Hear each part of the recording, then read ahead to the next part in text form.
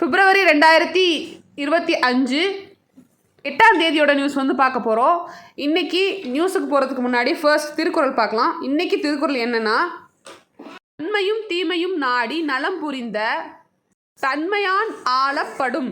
குறள் எண் 511. அதிகாரம் வந்து தெரிந்து வினையாடல். நன்மையும் தீமையுமாகிய இரண்டையும் ஆராய்ந்து நன்மை தருகின்றவற்றையே விரும்புகின்ற இயல்புடையவன் செயலுக்கு உரியவனான அப்படின்றது மீனிங். இயல்புடையவனுக்கு ஆளப்படுவான். நியூஸ்குள்ளே போகலாம். இப்போ ஃபர்ஸ்ட் நியூஸ் பார்த்தீங்கன்னா, நிதியும் இல்லை நீதியும் இல்லை அப்படின்னு கொடுத்துருக்காங்க. அது கொஞ்சம் கான்ட்ரவர்சி தான். இப்போ அது நமக்கு முக்கியம் இல்லை. இப்போ நான் இதில் கொடுத்துருக்க டேட்டா வந்து ரொம்ப முக்கியம். தமிழ்நாடு தொல்லியல் துறை சார்பாக வந்து நிறையா வேலையை வந்து செஞ்சுட்டு வராங்க. அதில் இப்போ ரீசெண்டாக ஃபோன் பண்ணது, இரும்பின் தொன்மை 5300 ஆண்டுகள் என்றும் அதன் காலம் தமிழ் நிலப்பரப்பிலிருந்து தொடங்கியது என்றும் சில வாரங்களுக்கு முன்பு நாம் உலகிற்கு அறிவித்தோம். பொருணை ஆற்றங்கரையில் 3200 ஆண்டுகளுக்கு முன்பே வேளாண் பயிர் தொழில்கள் நெல் பயிரிடப்பட்டிருக்கிறது என்று சிவகலை அகழாய்வு முடிவில் வெளியிடப்படுத்தி இருக்கிறோம் அப்படின்னு சொல்லி ஸ்டாலின் சொல்லியிருக்காரு. ஸோ நெல் வந்து எப்போ பயிரிடப்பட்டாங்க அப்படின்றத வந்து சிவகலை அகழாய்வில் வந்து கொண்டு வந்திருக்காங்கன்றதை ஞாபகம் வச்சுக்காங்க. பொருணை ஆற்றங்கரை அப்படின்றதையும் ஞாபகம் வச்சுக்காங்க. இதெல்லாம் காட்சிப்படுத்துறதுக்காக 33 கோடி வந்து செலவு பண்ணி அதை அருங்காட்சியம் ரெடி பண்ணிட்டு இருக்காங்க. ஏப்ரலுக்குள்ளே அந்த பணிகள்லாம் முடிவடைஞ்சிரும். இதுதான் இந்த நியூஸில் முக்கியமான விஷயம். இதில் என்ன சொல்லியிருக்காங்கன்னா, நமக்கு வந்து பட்ஜெட்லேருந்து அதிகமான நிதி வந்து இந்த அகழாய்வுகளுக்கு ஒதுக்கலை. இதுக்குன்னு மட்டும் இல்லை, மற்ற ஒரு நிவாரண பணிக்கு கூட நமக்கு அதிகமாக பணங்கள் வந்து ஒதுக்கலை பட்ஜெட்டில் அப்படின்றத சொல்லியிருக்காங்க. சொல்லி அவர் மீன் பண்ணியிருக்காரு. நெக்ஸ்ட் வந்து பார்த்திங்கன்னா, நதிநீர் இணைப்பை பற்றி ஒரு நியூஸ் இருக்குது. இப்போ இதை பற்றியெல்லாம் வந்து ஸ்டாலின் எங்கே பேசியிருக்காரு அப்படின்னு பார்த்தீங்கன்னா, நதிநீர் இணைப்பு திட்டம், அது இந்த உபரி நீர் இணைப்பு திட்டத்தை பற்றி தொடங்க வச்சுட்டு தான் இந்த விஷயத்தெல்லாம் பற்றி பேசியிருக்காரு. அதில் மெயினாக பார்த்தீங்கன்னா, திருநெல்வேலியில் இதில் நடந்திருக்கு இந்த விழா. இந்த விழாவில் வந்து தாமிரபரணி அப்படி சொல்லப்படுற தாமிரவருணி, கருமேனியாறு,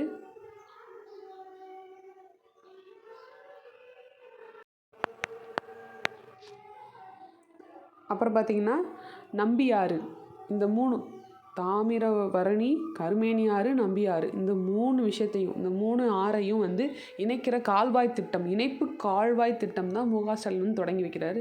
கால்வாய் திட்டம் ஞாபகம் வச்சுக்கோங்க. 2009ஆம் ஆண்டு பிப்ரவரி 21ஆம் தேதியே அப்போதைய முதல்வராக இருந்த கருணாநிதி தொடங்கி வச்சது தான் இந்த திட்டம்.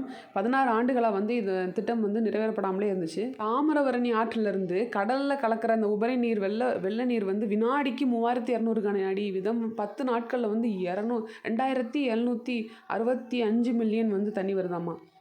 அவ்வளோ நீர் வந்து, அவ்வளோ கன அடி நீர் வந்து வேஸ்ட் ஆகுதுன்னு சொல்கிறாங்க. நெக்ஸ்ட்டு கருமேரியாறு, நம்பியாறு 2 நதியை இணைக்கிறது மூலமாக திருநெல்வேலி மாவட்டத்துக்கு 14,084.98 ஹெக்டர் பரப்பு, தூத்துக்குடி மாவட்டத்தில் 8905.02 ஹெக்டர் பரப்பு வந்து, ஏன்னா மொத்தம் வந்து 23,040 ஹெக்டர் நிலங்கள் வந்து பாசன வசதி வந்து பெறும்னு சொல்கிறாங்க. இப்போ தாமிரபரணி, கருமேரியாறு, நம்பியூர் இணைப்பு கால்வாய் திட்டத்தை பற்றி ஒரு விரிவாக்கமான நியூஸ் இதில் வந்துச்சு. திட்டத்தில் என்ன சொல்லியிருக்காங்கன்னா, திருநெல்வேலி மாவட்டத்தில் மூளைக்கரைப்பட்டி, முனஞ்சிப்பட்டி, ஆயன்குளம், திசையான் விலை அப்படின்னு சொல்லி இருக்குது திருநெல்வேலி மாவட்டத்தில். அப்புறம் வந்து தூத்துக்குடி மாவட்டத்தில் பார்த்திங்கன்னா, சாத்தான்குளம், எம்எல் தேரி சுற்று வட்டாரங்கள் வந்து மலை மறைவு பகுதிகளாக வந்து கருதுகிறாங்க. இதன் காரணமாக வந்து அங்கே வறட்சியே நிலவுது. இந்த பகுதியில் வளமிக்க தாமிரபரணி, கருமேனியாறு, நம்பியூர், இந்த 3 ஆறு தான் இருக்குது. இந்த 3 ஆறை இணைக்கிறது மூலமாக வந்து மக்களுக்கு அதை வந்து நினைக்கணும் அப்படின்னு சொல்கிறத வந்து மக்களுக்கு ஒரு நீண்டகால கோரிக்கையாக இருந்திருக்கு. இந்த இணைப்பு திட்டமானது வந்து எப்போன்னா, நம்ம சொன்ன மாதிரி 2009ஆம் ஆண்டு பிப்ரவரி 21ஆம் தேதியே வந்து 369 கோடி மதிப்போட அப்போதைய முதல்வராக இருந்தவர் தொடங்கி வச்சது தான். அப்படி தொடங்கி வச்சுமே ஆட்சி மாற்றங்கள்னால அது பண்ண விடாமலே அப்படியே விட்டுட்டாங்க. 2019 வந்து நடைபெற்ற நாங்குநேரி இடைத்தேர்தலில் அதிமுக, திமுக வந்து வாக்கு பெறுவதற்கு திட்டத்தை வந்து கையில் எடுத்து பிரச்சாரம் செஞ்சாங்க. இப்போ இறுதியாக வந்து 16 ஆண்டுக்கு பிறகு வந்து இந்த திட்டம் வந்து தொடங்கி வைக்கப்பட்டது, மக்கள் பயன்பாட்டுக்கு கொண்டு வரப்பட்டுள்ளது. திட்டத்தை கட்டி முடிச்சிட்டாங்க. முடித்து இப்போ வந்து அது மக்களோட யூஸுக்காக வந்து இப்போ வந்து தொடங்கி வச்சிட்டாங்க. ஆல்ரெடி சொன்ன அதே தான் சொல்லியிருக்காங்க இங்கேயும். உபரி நீராக வந்து எவ்வளோ இருக்குன்னா 3200 கன அடி வீதம் 10 நாட்களுக்கு வந்து 2765 மில்லியன் கன அடி நீர் வந்து கருமையாறு நம்பியார் நதிகள் இணைக்கிறது மூலமாக இணைப்பு திட்டம் வந்து நோக்கமாக இருந்துச்சு அப்படின்றத சொல்லியிருக்காங்க. நெக்ஸ்ட் வந்து இந்த கால்வாயானது திருநெல்வேலி மாவட்டத்தில் வெள்ளாங்குழி அருகே கண்ணடியன் கால்வாயிலிருந்து 67.075 கிலோமீட்டரும், தூத்துக்குடி மாவட்டத்திலேருந்து 8.10 கிலோமீட்டர் என மொத்தம் வந்து சுமார் 75.085 கிலோமீட்டர் தொலைவில் சாத்தான்குளம் எம்எல் தேரி வரை பாய்கிறதுன்னு சொல்கிறாங்க. இது திருநெல்வேலி மாவட்டம், தூத்துக்குடி மாவட்டம்னு மொத்தமாக வந்து 2 மாவட்டத்தில் நிறைய வந்து பாசன வசதிகள் வந்து பெறும். மூலமாக வந்து திருநெல்வேலி மாவட்டத்தில் 32 கிராமங்களும் 177 குளங்களும் 2657 கிணறுகளும், தூத்துக்குடி மாவட்டத்தில் பார்த்திங்கன்னா 18 கிராமங்களும் 75 குளங்களும் 2563 கிணறுகளும், மொத்தம் வந்து 50 கிராமங்களும் 252 குளங்களும் 5220 கிணறுகளும் வந்து பயன்பெறும். இந்த திட்டத்தின் மூலமாக இந்த 3 ஆறை இணைக்கிறது மூலமாக இணைப்பு கால்வாய் திட்டம் மூலமாக வந்து இத்தனை பெனிஃபிட்ஸ் இருக்குது. இது கடப்பில் போட்டு இப்போ வந்து செயல்படுத்தியிருக்காங்க. இது ஒரு முக்கியமான நியூஸாக எடுத்துக்கணும்.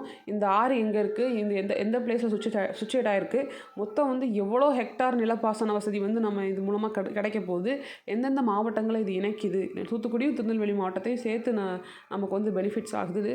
அப்புறம் வந்து இத்தனை பாருங்கள் எவ்வளோ கிணறுகளை கூட அது வந்து திட்டம் மூலமாக வந்து அந்த கிணறுகள்லாம் நிறையுது அப்படின்றதெல்லாம் விஷயங்கள்லாம் நம்ம நோட் பண்ணிக்கிறோம். இந்த 2023ஆம் ஆண்டு டிசம்பர் 17ஆம் தேதி வடகிழக்கு பருவமழை வந்து தீவிரமடைஞ்சது தொடர்ந்து சோதனை ஓட்டத்துக்காக வெள்ள நீர் கால்வாய் தண்ணீர் திறக்கப்பட்டது. வெள்ள நீர் கால்வாய்க்கு வந்து கடைசி குளம் தவிர அனைத்து பகுதிகளுக்கும் தண்ணீர் சென்றடைந்தது. இதை வந்து ட்ரை பண்ணி பார்த்துருக்காங்க. இது வந்து இப்படி மழை நல்லா வரும்போது இந்த கால்வாயெல்லாம் திறந்து விட்டு பார்ப்போம் எவ்வளோ தூரம் ரீச் ஆகுது தண்ணின்றதை ட்ரை பண்ணி பார்த்துருக்காங்க. கடைசி கிணறுக்கு மட்டும்தான் போகல, மற்றபடி எல்லா இடமும் போயிருக்கு அப்படின்றத டெஸ்ட் பண்ணியே பார்த்துருக்காங்கப்பா. மெயினாக வந்து பார்த்திங்கன்னா இந்த கண்ணடியன் கால்வாயில் தண்ணீர் திறக்கப்பட்டுச்சு, அங்கேருந்து தான் எல்லா இடத்துக்கும் போயிருக்குன்றத இங்கே சொல்லியிருக்காங்க. சரி, நெக்ஸ்ட் நியூஸ் பார்ப்போம். நெக்ஸ்ட் நியூஸ் என்னென்னா 5 ஆண்டுகளுக்கு பின் வட்டி விகிதம் வந்து குறைஞ்சிருக்கு. 5 வருஷத்துக்கு அப்புறம் வந்து வட்டி விகிதம், அதாவது ரெப்போ ரேட் அப்படின்னு சொல்லப்படுற அந்த வட்டி விகிதம், இந்தியன் ரிசர்வ் பேங்க் அறிவிக்கப்படுற அந்த வட்டி விகிதம் வந்து குறைஞ்சிருக்குன்னு சொல்கிறாங்க. எவ்வளோ என்னென்ன குறைஞ்சிருக்குன்றதை பார்ப்போம். மூலமாக வீடு வாகன வட்டிகள் வந்து கட்டிக்கிட்டு இருப்பாங்க இல்லையா, அவங்களுக்கு இது ரொம்ப பெனிஃபிட்ஸாக இருக்கும்னு சொல்கிறாங்க. வீடு வாகன கடன் வட்டி குறைய வாய்ப்பு அப்படின்னு இங்கே கொடுத்துருக்காங்க. இந்த நியூஸ் வந்து இப்போ ஃபுல்லாக பார்ப்போம். என்ன சொல்லியிருக்காங்கன்னா, இந்த 5 வருஷமாக அதை குறைக்கவே இல்லை. இப்போ தான் வந்து ஆர்பிஐ வந்து அறிவிச்சிருக்காங்க 0.25% குறைந்து 6.25% வந்து நிர்ணயிக்கப்பட்டுள்ளது ரெப்போ ரேட் அப்படின்னு சொல்லியிருக்காங்க. இதனால் வந்து வீடு வாகனம் தனிநபர் கடன் உள்ளிட்ட பல்வேறு கடன்களோட வட்டி விகிதம் வந்து குறைய வாய்ப்பு ஏற்பட்டுள்ளது அப்படின்றாங்க. 0.25 வந்து டவுன் ஆகிருக்கு. இதை நம்ம நோட் பண்ணிக்கணும். இதனால் வந்து 6.25 வந்து நிர்ணயிச்சிருக்கு. கடைசியாக வந்து எப்போ வந்து மே 2020 தான் ரெப்போ ரேட் வந்து குறைச்சிருக்காங்க. அதன் பிறகு வந்து இப்போது குறைக்கப்பட்டதுன்னு சொல்கிறாங்க. இதுக்கு முன்னாடி வந்து 2023 பிப்ரவரியில் வட்டி விகிதம் வந்து 0.25% வந்து உயர்த்தப்பட்டது, அதிகப்படுத்தியிருக்காங்க. மறுபடியும் குறைச்சிருக்காங்க. லாஸ்ட்டாக வந்து 2020 தான் வந்து குறைச்சிருக்காங்க.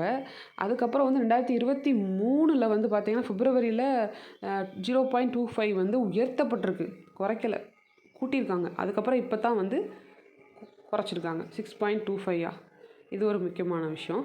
நெக்ஸ்ட் வந்து இப்போ ஆர்பிஐ கவர்னராக இருக்க சஞ்சய் மல்ஹேத்ரா அவர் பதவியேற்ற பிறகு ஃபர்ஸ்ட் டைம் வந்து ஆர்பிஐயோட வட்டி விகிதம் வந்து குறைச்சிருக்காங்க. ரொம்ப கம்மியான பொருளாதார வளர்ச்சி தான் நம்ம லாஸ்ட்டு காலாண்டில் வந்து ஃபேஸ் பண்ணியிருக்கோம். இதுக்கப்புறம் வந்து பொருளாதார வளர்ச்சி வந்து சரியாயிரும், இது மூலமாக நுகர்வு வந்து அதிகரிக்கும் அப்படின்னு சொல்கிறாங்க. மத்திய பட்ஜெட்டுக்கு அப்புறம் வருமான வரி சலுகைகள் குறைச்சிருச்சு. அதுக்கப்புறம் வந்து இந்த வட்டி விகிதமும் குறைச்சிருக்கிறதுனால இனிமேல் வந்து பொருளாதாரம் வந்து சீராக இருக்கும், நாட்டோட எல்லாத்துக்குமே இந்த பர்ச்சேசிங் பவர்னு சொல்லப்படுறது வந்து கிடைக்கும், அதெல்லாம் சொல்கிறாங்க. 2025-26 நிதியாண்டில் பொருளாதார வளர்ச்சி வந்து 6.7% இருக்கும் அப்படின்னு காணிச்சிருக்காங்க. பட்ஜெட்லேயே வந்து வரி சலுகை அறிவிக்கப்பட்டது. அதோடு சேர்த்து இந்த வட்டி விகிதமும் குறைச்சிருக்கிறதுனால நாட்டோட பொருளாதாரம் 6.7%, மற்ற குடும்பங்களோட நுகர்வு வந்து அதிகரிக்கும், அதிகமாக வந்து பர்ச்சேஸ் பண்ணுவோம் அப்படின்றது சொல்லியிருக்காங்க. இதனால் வந்து பொருளுக்கும் சேவைகளுக்குமான தேவை வந்து உயரும், அந்த டிமாண்ட் வந்து இன்க்ரீஸ் ஆகுன்றதை சொல்லியிருக்காங்க. அப்போ வந்து பணவீக்கம் வந்து குறையும் அப்படின்னு சொல்லியிருக்காங்க. இன்ஃப்ளேஷன் சொல்லப்படுறது வந்து 4.8% உள்ள பணவீக்கம் வந்து இந்த நிதியாண்டில் வந்து 4.2% வந்து குறையும் சொல்கிறாங்க. உணவுப் பொருட்களின் விலை குறைவது பணவீக்கத்தின் குறைத்தல் முக்கிய பங்காற்றும். அதே நேரத்தில் சர்வதேச சந்தை சூழல்கள், கச்சா எண்ணெய் விலை நிலவரம், எதிர்பாராத இயற்கை சீற்றங்கள் பாதிப்பை ஏற்படுத்தும் அபாயமும் இருக்குது. இருந்தாலும் வந்து பொருளாதாரம் ஒரு வலுவாக இருந்து வளர்ச்சியை நோக்கி பயணிக்கும் அப்படின்றத சொல்லியிருக்காங்க. ஜனவரி 31 நிலவரப்படி நாட்டின் அந்நிய செலவாணி கையிருப்பு வந்து 630.6 பில்லியன் டாலராக வந்து இருக்குது. இது அடுத்த 10 மாதங்களுக்கு இறக்குமதி தேவையை நிறைவு செய்யும் அளவாகும். இனி இந்திய வங்கிகள்லாம் வந்து பேங்கின் அப்படின்ற ஒரு புதிய கலப்பெயரோட செயல்படும் அப்படின்றத சொல்லியிருக்காங்க. பேங்கின் அப்படின்றது டொமைன் நேமாக இருக்குது. வங்கி சாராத நிறுவனங்கள்லாம் வந்து பின்னின் அப்படின்னு சொல்கிற அந்த கலப்பொருளோட இயங்கும் அப்படின்ற சொல்லியிருக்காங்க. இணைய வழி பாதுகாப்பை உறுதி செய்யும் வகையில் வந்து இந்த நடவடிக்கை எடுக்கப்பட்டிருக்கு. ஏப்ரல் மாதத்துலேருந்து இது அமலுக்கு வருது. ஆர்ஆர்பியோட அடுத்த நிதி கொள்கை குழு கூட்டம் வந்து ஏப்ரல் 7லேருந்து 9 வரை நடக்க உள்ளது அப்படின்றத லாஸ்ட்டாக முடிச்சிருக்காங்க. இப்போ இந்த ரெப்போ ரேட் அப்படின்னா நம்ம என்னன்னு தெரிஞ்சுக்கணும். ரெப்போ ரேட் தெரிஞ்சுக்கணும், அதோடு சேர்த்து ரிவர்ஸ் ரெப்போ ரேட்டும் வந்து நம்ம படித்து வச்சுக்கணும். இது ரெண்டும் தான் வந்து ஒரு மார்க்கெட் நம்ம பொருளாதாரத்தை இயங்க வைக்கிறதுக்கான ஒரு சைக்கிளாக இருக்கும். இது என்னென்னு பார்ப்போம். இப்போ ரெப்போ ரேட்டோட மெக்கானிசம் எப்படி வேலை செய்யுது அப்படின்றதுடைய ஒரு மேப் தான் இது. ஃபஸ்ட்டு சென்ட்ரல் பேங்க் இருக்குது. சென்ட்ரல் பேங்க் அப்படின்னு சொல்லப்படுற ஆர்பிஐ தான் வந்து ஒரு நடுநிலைத்தன்மையாக வந்து செயல்படும். இந்த ஆர்பிஐ வந்து கமர்ஷியல் பேங்க்ஸ்க்கு லோன் கொடுப்பாங்க இல்லையா. ஆர்பிஐ ஃபஸ்ட்டு அவங்க வந்து என்ன பண்ணுவாங்கன்னா கமர்ஷியல் பேங்க்ஸுக்கு லோன் கொடுப்பாங்க. கமர்ஷியல் பேங்க்ஸ் என்ன செய்யும் அப்படின்னு பார்த்தீங்கன்னா மக்களுக்கு அதாவது ஒரு பிஸ்னஸ் மேனாக இருக்கட்டும், இல்லை ஒரு இண்டிவிஜுவல் இல்லாட்டி வந்து ஒரு பிஸ்னஸ் சம்மந்தமாக இருக்க ஒரு பர்சன்ஸ்க்கு வந்து லோன் கொடுக்கும். இதுதான் வந்து முறை. இப்போ வந்து இந்த பர்சன்ஸ் கிட்டேருந்து கமர்ஷியல் பேங்க் வந்து வட்டி கலெக்ட் பண்ணுவாங்க. கமர்ஷியல் பேங்க்லேருந்து ஆர்பிஐ வட்டி வந்து கலெக்ட் பண்ணுவாங்க. இது வந்து ஒரு சைக்கிளாக வந்து இங்கேருந்து அங்கேயும் அங்கேருந்து இங்கேயும் வந்து மாறி மாறி நடந்துக்கிட்டே இருக்கும். இதில் தான் வந்து நம்ம பொருளாதாரம் வந்து மணியோட ஃப்ளோஸ் வந்து எவ்வளோ இருக்குது என்னன்றது நம்ம தெரிஞ்சுக்கிற முடியும். மணியோட ஃப்ளோ அதிகமாக இருக்கும் சில நேரம், மணியோட ஃப்ளோ வந்து கம்மியாக இருக்கும் சில நேரம். இப்போ ஆர்பிஐ என்ன பண்ணுவாங்க அப்படின்னு பார்த்தீங்கன்னா ரெப்போ ரேட்டை வந்து குறைக்கிறாங்கன்னு வைங்க, இன்ட்ரெஸ்ட் கம்மி பண்ணுறாங்க அப்படின்னா இங்கே கமர்ஷியல் பேங்க்கில் என்ன பண்ணுவாங்கன்னா நிறையா பேருக்கு வந்து கடன் கொடுப்பாங்க. லோன் வந்து அதிகமாக கொடுப்பாங்க. நிறையா பேர்கிட்ட பணம் வந்து போய் சேரும். அப்போ வந்து நம்ம மார்க்கெட்டில் மக்கள்கிட்ட வந்து பணம் வந்து அதிகமாக இருக்கும். மணி ஃப்ளோ வந்து எப்படி இருக்குதுன்னு பார்த்தீங்கன்னா மணி ஃப்ளோ மக்கள்கிட்ட அதிகமாக பணம் இருக்கும்போது மணி வந்து அதிகமாக இருக்குதுன்னு சொல்லிட்டு என்ன பண்ணுவாங்கன்னா ஆர்பிஐ வந்து வட்டி விகிதத்தை அதிகப்படுத்துவாங்க. இப்போவே மணி ஃப்ளோ வந்து ரொம்ப கம்மியாக இருக்குது, பொருளாதாரமே இயங்கலை அப்படின்னா அதை வந்து சரி பண்ணுறதுக்கு ஒரு கிக் ஸ்டார்ட் பண்ணி சரி பண்ணி விடுறதுக்கு இவங்க வந்து என்ன பண்ணுவாங்கன்னா ஆர்பிஐ வந்து குறைச்சி விடுவாங்க. உங்களுக்கு புரியணுன்னா கரெக்டாக சொல்லணுன்னா காசு அதிகமாக இருக்குதுன்னா மக்கள்கிட்ட அதை வாங்கிக்கிறதுக்காக ரெப்போ ரேட் வந்து என்ன பண்ணுவாங்கன்னா ஆர்பிஐ என்ன பண்ணுவாங்கன்னா அதிகப்படுத்துவாங்க. வாங்கணும் அப்படின்றதுக்காக அதிகப்படுத்துவாங்க. மணியே இல்லைன்னா குறைப்பாங்க. இப்போ வந்து குறைச்சிருக்காங்க அப்படின்னா என்ன அர்த்தம், மணியோட தேவை வந்து எல்லாத்துக்கும் அதிகமாக இருக்குது, ஆனால் வந்து மணி போய் சேரலை. ஸோ வந்து குறைச்சிருக்காங்க. இப்போ குறைக்கிறது மூலமாக இந்த கமர்ஷியல் பேங்க்ஸ்லாம் என்ன பண்ணுவாங்கன்னா எல்லாருக்கும் கடனை வந்து அதிகமாக கொடுப்பாங்க. அந்த கடனை அதிகமாக கொடுக்கறது மூலமாக எல்லார் கையிலையும் காசு வந்து சேரும். இதுக்காக தான் ரெப்போ ரேட், ரிவர்ஸ் ரெப்போ ரேட்னு வச்சுருப்பாங்க. இந்த ரெப்போ ரேட்டை வந்து இப்போ நான் சொல்லியிருக்கேன். ஸோ லோன் வந்து கமர்ஷியல் பேங்க்குக்கு கொடுக்கும் ஆர்பிஐ. அது மூலமாக வந்து கமர்ஷியல் பேங்க்ஸ் வந்து மற்றவங்களுக்கு இண்டிவிஜுவல்ஸ்க்கோ இல்லை பிஸ்னஸ் மேனுக்கோ கொடுப்பாங்க. அந்த பிஸ்னஸ் மேன் வந்து திருப்பி வட்டி கட்டுவாங்க. இது மூலமாக வந்து நம்மளோட பொருளாதாரம் வந்து சீராக இயங்கும். இதுதான் பேசிக்கு. இது அதிகப்படுத்துறதும் கம்மியாகிறதும் அந்த மணி ஃப்ளோவை வச்சு தான். இப்போ நம்ம பொருளாதாரத்தில் வந்து மணி ஃப்ளோ வந்து நம்ம மக்கள்கிட்டலாம் வந்து ஃப்ளோ கம்மியாக இருக்கிறதுனால கம்மி பண்ணியிருக்காங்க ரெப்போ ரேட்டை. ஸோ வந்து இனி கமர்ஷியல் பேங்க்ஸ் அதிகமாக கொடுப்பாங்க. இதுதான் ஒரு ஜென்ரலான விஷயம். உங்களுக்கு புரிஞ்சிருக்கும்னு நம்புகிறேன். ஓகே, நெக்ஸ்ட் நியூஸ் போகலாம். நெக்ஸ்ட் நியூஸ் வந்து பார்த்திங்கன்னா தமிழகத்தில் யானையோட எண்ணிக்கை போட்டிருக்காங்க. 2961 வந்து அதிகமாக உயர்ந்திருக்கு யானைகளோட எண்ணிக்கை அப்படின்றத போட்டிருக்காங்க. பற்றி யார் பேசுகிறாங்கன்னா வனத்துறை அமைச்சர் பொன்முடி பேசியிருக்காரு. இது வந்து ஒரு இன்க்ரீஸ் ஆன நம்பர்ஸ் தான். இது நியர்லி 3000 கிட்ட நம்ம வந்து யானைகள் நம்மளோட தமிழ்நாட்டில் இருக்குது. சென்னையில் கிண்டியில் இருக்க சிறுவர் பூங்காவில் 2 நாட்கள் வந்து யானை திருவிழா நடந்திருக்கு. அதில் தான் வந்து அமைச்சர் பொன்முடி பேசி தொடங்கி வச்சுருக்காரு. வனப்பகுதியில் இருந்து யானைகள் வெளியேறாமல் இருப்பதற்கு என்ன செய்ய முடியுமோ அது, அப்புறம் வனவிலங்குகளை வந்து வேட்டையாடுவதை தடுக்கிறது, வனவிலங்கை ஒட்டியுள்ள பகுதிகளுக்கு வந்து மின் அமைப்பது, மின்வேலி அமைப்பது, இது மாதிரி விஷயங்கள்லாம் வந்து தமிழக அரசு வந்து செஞ்சுட்டு வர்றாங்க. இது மூலமாக வந்து யானைகளை வந்து கொஞ்சம் இன்னும் பாதுகாப்பாக வச்சுக்கிற முடியும் அப்படின்றதுக்கான ஸ்டெப்ஸ் தான் இதெல்லாமே ஃபஸ்ட்டு செஞ்சிட்ருக்காங்க. தந்தத்துக்காக யானையை வேட்டையாடுறது வந்து இன்னுமே இருக்குதுன்னு சொல்கிறாங்க. அதெல்லாம் வந்து தடுத்து நிறுத்துறதுக்கான வேலைகளை செஞ்சிட்ருக்காங்க. அதுக்காக தான் தேர்ந்தெடுக்கப்பட்ட இடங்களில் வந்து மின்வேலி அமைச்சிருக்காங்க. யானை தந்தம் வந்து யார் வச்சுருந்தாங்களோ அவங்க மேலே வந்து சட்ட ரீதியாக வந்து நடவடிக்கை எடுக்கப்படும் சொல்லியிருக்காரு. மேலும் வந்து வனவிலங்கு மனித மோதல்கள் வந்து தடுக்கிறதுக்காக சிறப்பு குழு அமைக்கப்பட்டிருக்கு. இப்போ யானைகள் காப்பகம் வந்து 5 இடத்துல இருக்குது. நமக்கு யானை காப்பகம் தமிழகத்தில் யானைகள் காப்பகம் வந்து 5 இடத்துல இருக்குது. அது என்னென்னு பார்த்துக்கிறணும். யானைகள் வந்து குடியிருப்பு பகுதிகளுக்கு வர்றதை தடுக்கிறதுக்கு வனத்துறை வந்து சிறப்பு பயிற்சிகள்லாம் செஞ்சிட்ருக்காங்க. இது மாதிரி யானை மூலமாக ஒருத்தவங்க பாதிக்கப்பட்டு உயிரிழக்கிறாங்கன்னா அது அரசு சைட்லேருந்து அவங்களுக்கான உரிய வந்து இழப்பீடு வந்து கொடுக்குறாங்களாமா. இப்போ ரீசெண்டாக கூட ஜெர்மனிலேருந்து ஒருத்தர் வால்பாறைக்கு வந்திருந்தார். அவரை வந்து யானை தாக்கி அவர் இறந்துட்டார். விஷயம் என்னென்னா அது வந்து ஒரு எச்சரிக்கப்பட்ட ஒரு பகுதி, அங்கே போகக்கூடாதுன்னு சொல்லியுமே அவர் வந்து போயிருக்காரு. அதனால தான் இந்த பாதிப்பு ஏற்பட்டிருக்குன்றத சொல்லியிருக்காரு. யானை சம்மந்தமான திட்டங்கள்லாம் என்னென்னு நம்ம பார்க்கணும். ஃபஸ்ட்டு யானை திட்டம் அப்படின்னு ஒன்று இருந்திருக்கு. ப்ராஜெக்ட் எலிஃபேண்ட் சொல்லப்படுற அந்த திட்டம் அது எப்போ வந்துச்சு அப்படின்னு பார்த்தீங்கன்னா, ப்ராஜெக்ட் எலிஃபேண்ட் இங்கிலீஷில், யானை திட்டம்னு தமிழில் சொல்லுவாங்க. அதுதான் ஃபஸ்ட்டு ஒரு முன்னோடி திட்டமாக வந்து இருந்திருக்கு. எலிஃபேண்ட்டை பாதுகாக்கிறதுக்கு, யானைகளை பாதுகாக்கிறதுக்கு 1992 அந்த திட்டம் வந்து கொண்டு வரப்பட்டது. அதை தொடர்ந்து வந்து நெக்ஸ்ட் என்ன பண்ணியிருக்காங்கன்னா, வனவிலங்கு பாதுகாப்பு சட்டம் உங்களுக்கு எல்லாம் தெரிஞ்சது தான். எல்லாத்தையும் ஓவரால் எல்லா மிருகங்களையும் பாதுகாக்கிறதுக்கு, வனத்தில் இருக்க மிருகங்களை பாதுகாக்கிறதுக்காக கொண்டு வந்த சட்டம் தான் இது. இது எப்போன்றதை நீங்கள் கமெண்டில் சொல்லுங்கள். கமெண்டில் இது எப்போ கொண்டு வந்தாங்க, வனவிலங்கு பாதுகாப்பு சட்டம் வந்து எப்போ வந்துச்சு அப்படின்றத கமெண்ட்ஸில் சொல்லுங்கள். நான் வந்து எதிர்பார்ப்பேன். இப்போ இந்தியாவில் ஆல் ஓவர் பார்த்தீங்கன்னா யானைகள் அதிகமாக இருக்க ஸ்டேட்ஸ் அப்படின்னு பார்த்தீங்கன்னா தமிழ்நாடு வந்து 4th பிளேஸில் இருக்குது. ஃபர்ஸ்ட் பிளேஸில் கர்நாடகா இருக்குது. தமிழ்நாடு வந்து 4th பிளேஸ். ஸோ அதை ஞாபகம் வச்சுக்கோங்க. கர்நாடகா தான் ஃபர்ஸ்ட் பிளேஸில் இருக்குது. யானைகள் அதிகமாக இருக்கிற ஒரு மாநிலம்னா அது கர்நாடகா தான் ஃபர்ஸ்ட் பிளேஸ். மொத்தம் வந்து எவ்வளோ யானை இருந்துச்சு அப்படின்றதையும் நம்ம சேர்த்தே பார்த்துடலாம். கர்நாடகா ஃபர்ஸ்ட் பிளேஸில் இருக்குது. 649 யானைகள் வந்து கர்நாடகாவில் இருக்குது. ஸோ வந்து அது ஃபர்ஸ்ட் பிளேஸில் இருக்குது. செகண்ட் பிளேஸில் என்ன இருக்குது அப்படின்னு பார்த்தீங்கன்னா அசாம் தான் வந்து செகண்ட் பிளேஸில் இருக்குது. அதில் வந்து எத்தனை யானைகள் இருக்குதுன்னு பார்த்தீங்கன்னா 5719 யானைகள். தேர்ட் பிளேஸில் வந்து பார்த்திங்கன்னா கேரளா தான் தேர்ட் பிளேஸில் இருக்குது. மொத்தம் 3054 யானை இருக்குது. 3054. நெக்ஸ்ட் வந்து பார்த்திங்கன்னா தமிழ்நாட்டில் நம்ம சொன்ன மாதிரி 2961.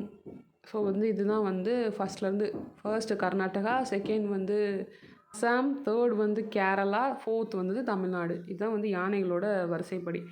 ஈஸ்ட் நம்பர் ஆஃப் எலிஃபெண்ட்ஸ் வந்து எங்கே இருக்குன்னா மகாராஷ்டிராவில் இருக்குது. ரொம்ப கம்மியாக இருக்கிறதுலே பார்த்திங்கன்னா இந்தியாவிலே மகாராஷ்டிராவில் தான் ரொம்ப கம்மியாக இருக்குது. 5 யானைகள் காப்பகம் இருக்குதுன்னு சொன்னோம் இல்லையா, அது என்னென்னு பார்ப்போம். நீலகிரிஸ்.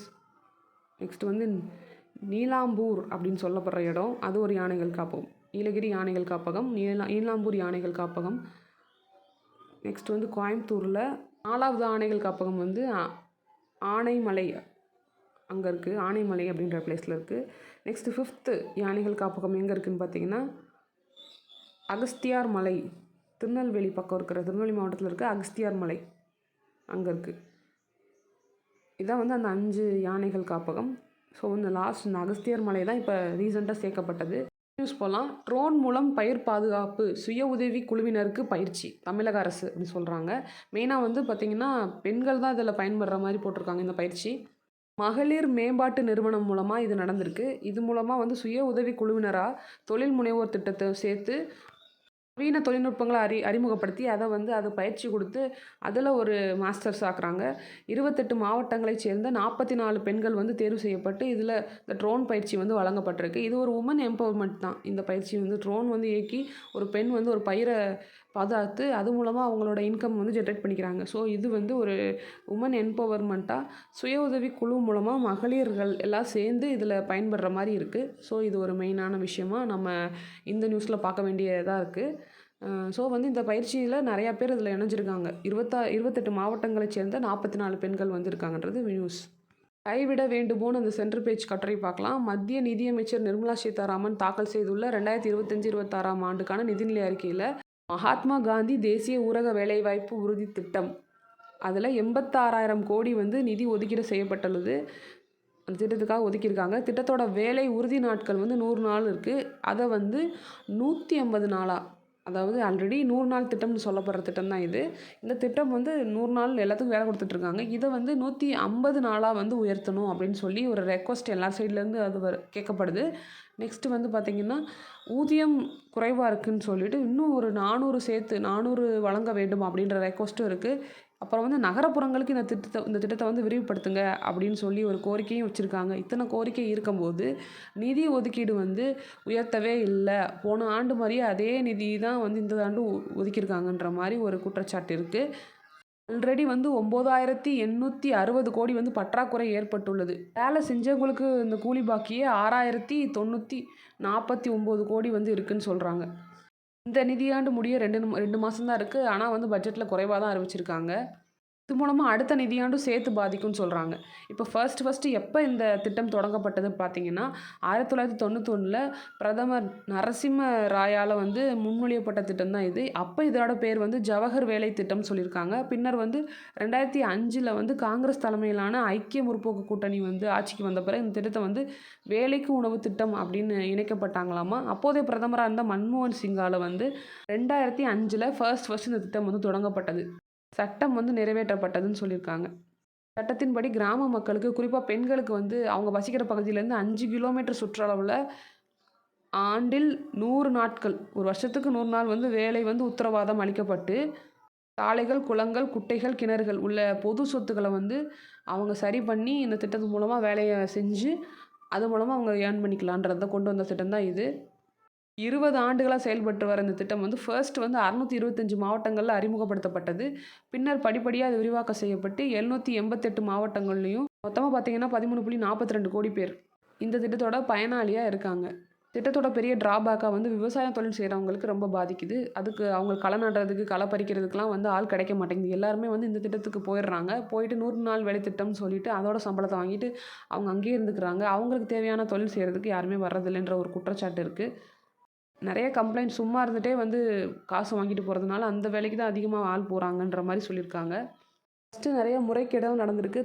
மொத்த பணத்துலேருந்தே ஒரு 5 ரூபா தான் பயனாளிக்கு போகுதுன்ற குற்றச்சாட்டுலாம் இருந்துச்சு. அதுக்கப்புறம் வங்கி கணக்கில் நேரடியாக வந்து போகிற மாதிரி செஞ்சாங்க. அதிக கான்ட்ரவர்சி இருந்தாலும் அந்த நிதி பகிர்வு வந்து கரெக்டாக இருந்துகிட்டு இருந்திருக்கு. 90:10 இருந்திருக்கு. 2009 வந்து ஐக்கிய முற்போக்கு கூட்டணி 2வது முறையாக ஆட்சியை கைப்பற்ற போது இந்த ஊரக வேலைவாய்ப்பு உறுதி திட்டத்தை முக்கிய காரணத்தை தேர்தலுக்கு பின்பு ஆய்வுகள் தெரிவித்தன. ஸோ இதை கம்ப்ளீட்டாக நிறுத்தவே முடியாது. இந்த திட்டத்தை என்ன செய்யலாம்னா சில மாற்றங்கள்லாம் செஞ்சு அதை வந்து நெறிப்படுத்தி அதை சரி பண்ணி அந்த திட்டத்தை வந்து செயல்படுத்தி இன்னும் கொண்டு போகலான்றத ஒரு வேண்டுகோளாக வச்சு முடிச்சிருக்காங்க. நியூஸ் பார்க்கலாம். மசோதாக்கள் மீதான நிலையை மாநில அரசிடம் தெரிவிக்காமல் ஆளுநர் இருந்துவிட முடியாது, உச்சநீதிமன்ற கருத்து. ஒரு பில் வந்து நம்ம பாஸ் பண்ணுறோம் அப்படின்னு பார்த்தீங்கன்னா, தமிழ்நாடு லெஜிஸ்லேட்டிவ் அசம்பிளியில் பாஸ் பண்ணுறோம். அப்போ வந்து அந்த பில்லை வந்து கவர்னர் என்ன செய்யலாம் அப்படின்னு பார்த்தீங்கன்னா, கவர்னர் வந்து சைன் பண்ணி தான் அப்ரூவ் பண்ணுவாங்க. கவர்னர் வந்து அந்த பில்லை வாங்கிட்டு ஓகே அப்படின்னு அப்ரூவ் பண்ணலாம். இல்லை இது எதுவும் சரியில்லாமல் இருக்குது, நீங்கள் வந்து ரீவிசிட் பண்ணுங்கன்னு சொல்லிட்டு திருப்பி அனுப்பிச்சிருக்கலாம். இல்லைன்னா வெயிட் பண்ண வைக்கலாம். ரொம்ப நாளுக்கு வெயிட் பண்ண முடியாது. ஒரு குறிப்பிட்ட பீரியடுக்கு அப்புறம் மறுபடியும் அவங்க வந்து திருப்பி அதை ரீவிசிட் பண்ண சொல்லலாம். இல்லாட்டி வந்து அதை அப்ரூவ் பண்ணலாம். இது 2 விஷயம் தான் பண்ண முடியும் கவர்னரால். இப்போ வந்து இது ரொம்ப நாள் வந்து வச்சுக்கிட்டே இருக்கிறாங்க கவர்னர். நிறைய வந்து மசோதாக்கள் வந்து நிறைவேற்றப்படாமலே இருக்குது. இதை வந்து எப்படி இது சரியில்லை, இது வந்து வச்சுக்கிடக்கூடாதுன்னு சொல்லி உச்சநீதிமன்றம் கருத்து சொல்லியிருக்காங்க. இதை பற்றி நம்ம கவர்னரை பற்றி ஃபுல்லாக படிக்கணும். 10th புக்கில் இருக்குது. நீங்கள் கவர்னர் சார்ந்த விஷயத்தையும் கவர்னர் சார்ந்த ஆக்டிகளையும் எடுத்து 10th புக்கில் இருக்கிறத படிச்சுக்காங்க. கவர்னர் சைட்லேருந்து இதுக்கு என்ன பதில் சொல்கிறாருன்னா, மசோதாக்கள் வந்து முரண்பாடாக இருக்குது எல்லா மசோதாக்களும் அப்படின்ற மாதிரி முடிச்சிருக்காரு. அவர் சொல்லியிருக்காரு அவர் சைட்லேருந்து. உச்சநீதிமன்ற நீதிபதி சொல்லியிருக்காரு, இந்த மாதிரி மசோதாக்களை நிறுத்தி வைக்கிறது மூலமாக வந்து வேலை வந்து அப்படியே நிறைவேறாமல் முட்டுக்கட்டையாகவே கிடக்கும். இந்த முட்டுக்கட்டையை வந்து அவர் தான் சரி பண்ணணும், சீக்கிரம் அவர் சரி பண்ணுவார் நான் நம்புகிறேன்ற மாதிரி அவர் கருத்தை சொல்லி முடிச்சிருக்காரு. ஸோ அது ஒரு நியூஸ். நெக்ஸ்ட் ஜென்ரலாக தெரிஞ்சுக்கிற வேண்டிய ஒரு நியூஸ், March 24-25 வந்து வங்கி ஊழியர்கள் வந்து வேலை நிறுத்த போகிறாங்க, ஸ்ட்ரைக் பண்ணுறாங்க.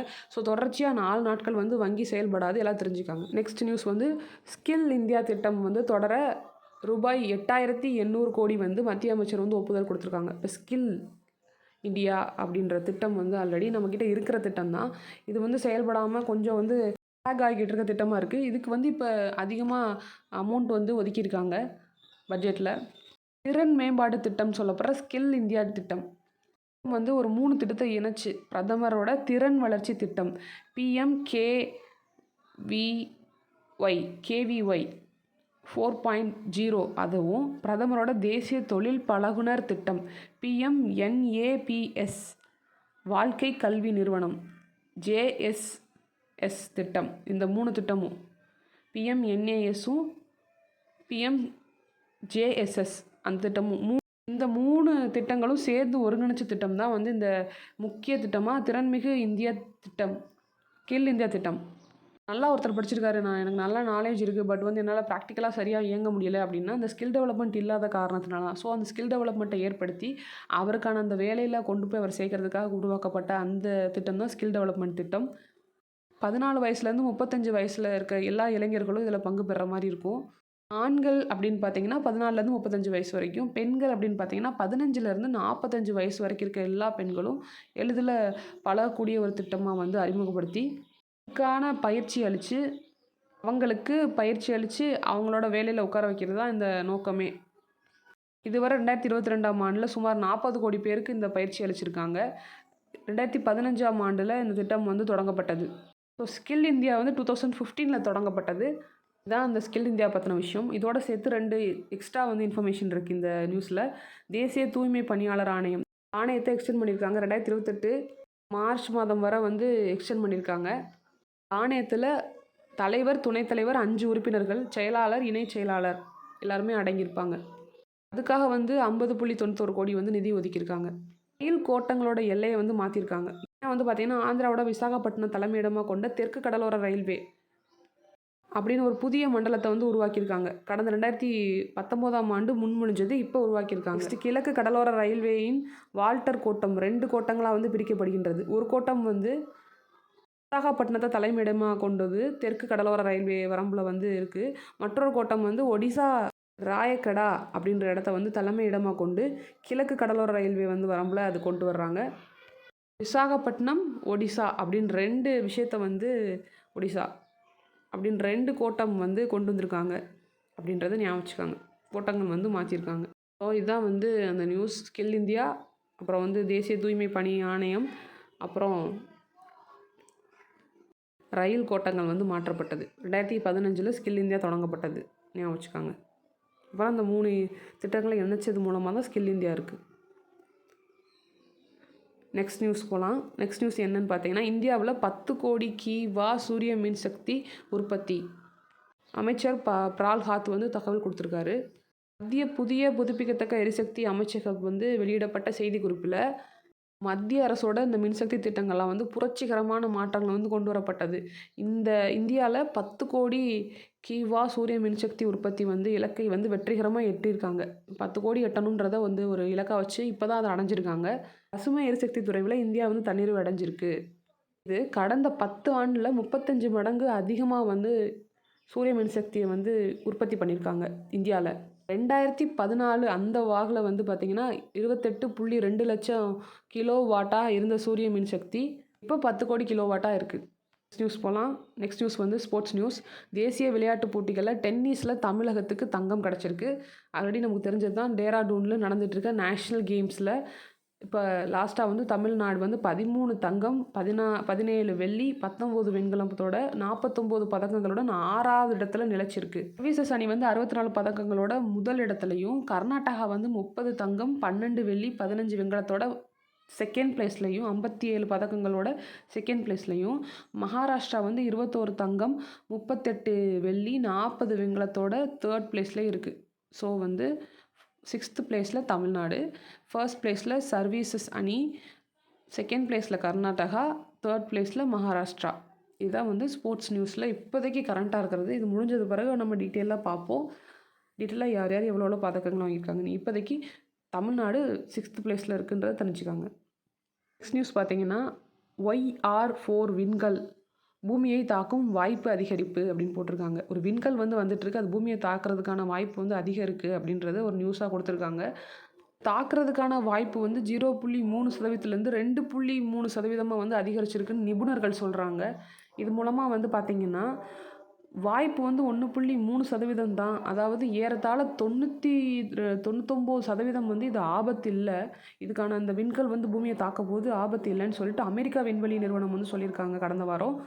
இருந்தாலும் அதோட நகர்வை தொடர்ந்து வாட்ச் பண்ணிகிட்டே இருக்க அந்த கண்காணித்து வரும் ஆய்வாளர்கள் வந்து YR4 விண்கலம் பூமியை தாக்கும் வாய்ப்பு வந்து 2.3% இருக்குன்றத சொல்லியிருக்காங்க. முன்னாடி இதே மாதிரி நிறையா விண்கற்கள் வருது தாக்க போகுதுன்னு சொல்லியுமே வந்து பெரிய பாதிப்பு ஏற்படாமல் அது வந்து தாக்காமல் போயிருக்கு. அதெல்லாம் வந்து இருந்தாலுமே இதோட அடி வந்து பார்த்திங்கன்னா 130 முதல் 300 அடி வரை குறுகளவு கொண்ட ஒரு விண்கல்லாக இருக்குது. இதனால் இந்த பூமியை தாக்கும்போது பெரிய அழிவுகள் இல்லாட்டியும் ஒரு கணிசமான அழிவு வந்து அது ஏற்படுத்திட்டு தான் போகும் அப்படின்றத சொல்லியிருக்காங்க. அது விழுகிற இடத்துல அது ஒரு பாதிப்பு இருக்க தான் செய்யுன்றதை சொல்லி இந்த நியூஸில் முடிச்சிருக்காங்க. நெக்ஸ்ட் நியூஸ் என்னென்னு பார்த்தீங்கன்னா, கிரீஸ் தொடர் நிலநடுக்கம் அவசர நிலை அறிவிப்பு. கிரீஸ் நாட்டில் இது ஏற்பட்டிருக்கு. எங்கேன்னு பார்த்தீங்கன்னா சாண்டோரினி அப்படின்ற ஒரு தீவில் தான் நடந்திருக்கு. ஆல்ரெடி இங்கே நிறைய நிலநடுக்கங்கள் வந்து நூற்றுக்கணக்கான நிலநடுக்கங்கள் நடந்திருக்கு. தொடர்ந்து இப்போ நடந்துக்கிட்டே இருக்குது. இதனால் அவசர நிலை வந்து அறிவிக்கப்பட்டிருக்கு. இங்கே எரிமலையும் இருக்குன்றது ஒரு ஆபத்தான சூழலாக இருக்குது. டிசாஸ்டர்ஸ் அப்படின்னு பார்த்தீங்கன்னா டிசாஸ்டர்ஸ் மூலமாக வந்து நம்ம அவசர நிலையை வந்து அறிவிக்கிறதுக்கு வாய்ப்பு இருக்குது ஒரு நாட்டில். அந்த மாதிரி இப்போ எமர்ஜென்சி அவசர நிலை அப்படின்றது வந்து நம்ம ஸ்டேட்டில் என்னென்ன இருக்குன்னா 3 அவசர நிலை சொல்லியிருக்காங்க. எமர்ஜென்சி வந்து இந்தியாவில் 3 எமர்ஜென்சி இருக்குது. பார்த்திங்கன்னா அதில் நேஷ்னல் எமர்ஜென்சி, ஸ்டேட் எமர்ஜென்சி, அதுக்கப்புறம் வந்து ஃபினான்ஷியல் எமர்ஜென்சி அப்படின்னு 3 352 நேஷ்னல் எமர்ஜென்சி வந்து 352 ஆர்டிகல் 352. நெக்ஸ்ட்டு பார்த்திங்கன்னா ஸ்டேட் எமர்ஜென்சி அதோட ஆர்டிக்கல் என்னென்னு பார்த்தீங்கன்னா 356.